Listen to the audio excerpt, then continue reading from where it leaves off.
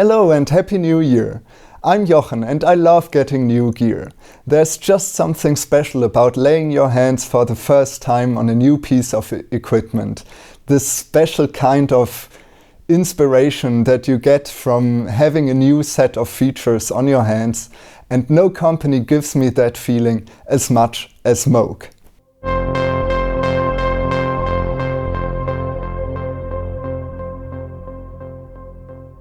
So obviously I was very excited when a friend of mine dumped a bunch of equipment in my studio as long as he would need it.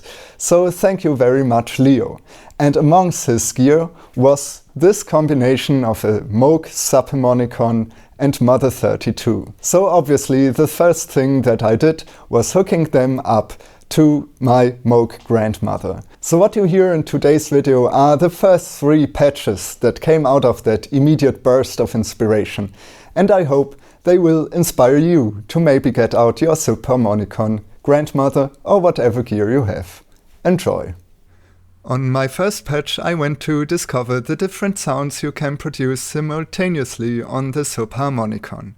The first oscillator creates chords and bass, while the second oscillator runs a quicker melody. It all gets some of the mixer's internal reverb.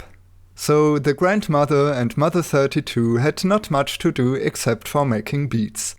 While the granny runs a kick drum on its own sequencer, the Mother-32 is clocked by the grandmother's LFO that is itself synced to the Subharmonicon to get a trigger signal with a lot of swing.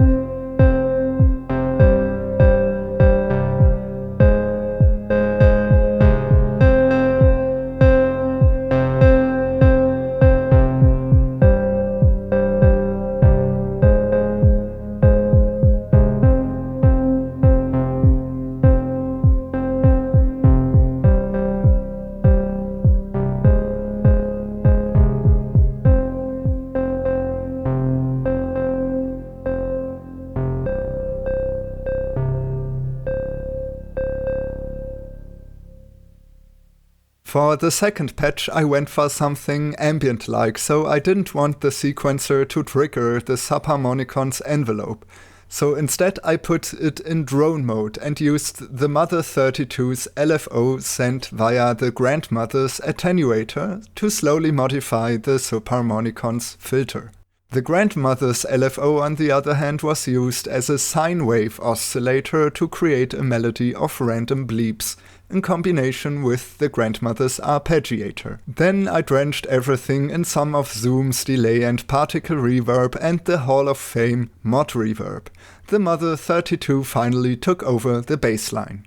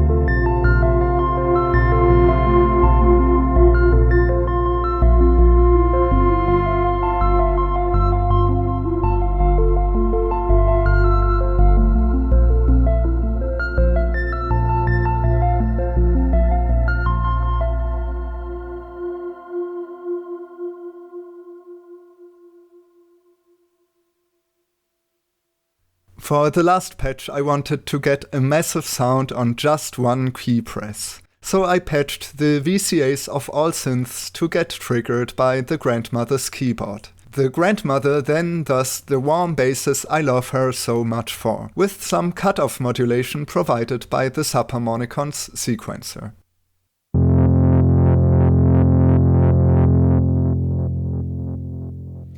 Since I didn't really know what to do with the Mother-32, I made her do some atmospheric wind noise.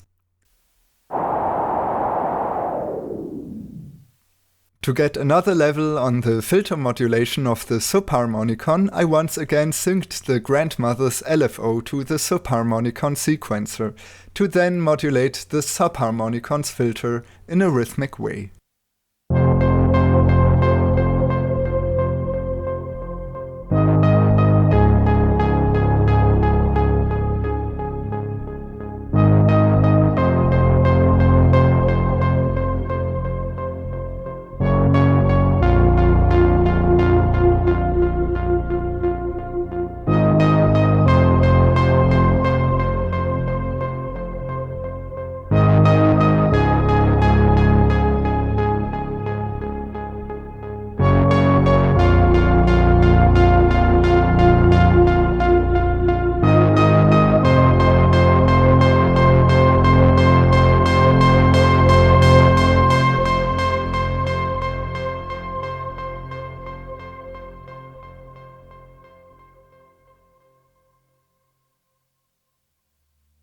So as you have heard in my patches, especially the Subharmonicon has deeply inspired me.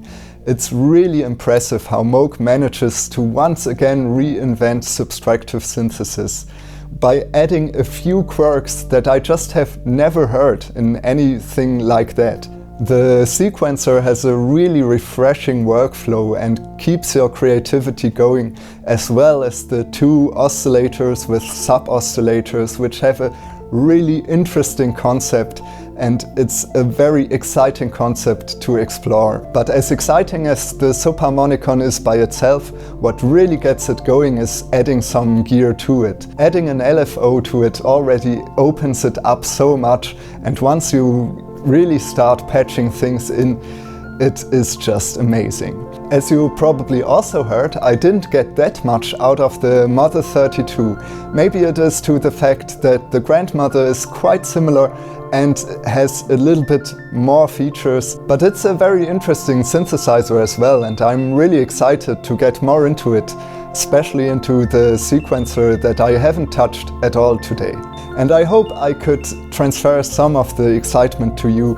I hope you enjoyed my patches. As always, thank you for watching. So if you enjoyed this video, please leave a comment, hit the bell button, and most importantly, don't forget to subscribe for more synths and sounds.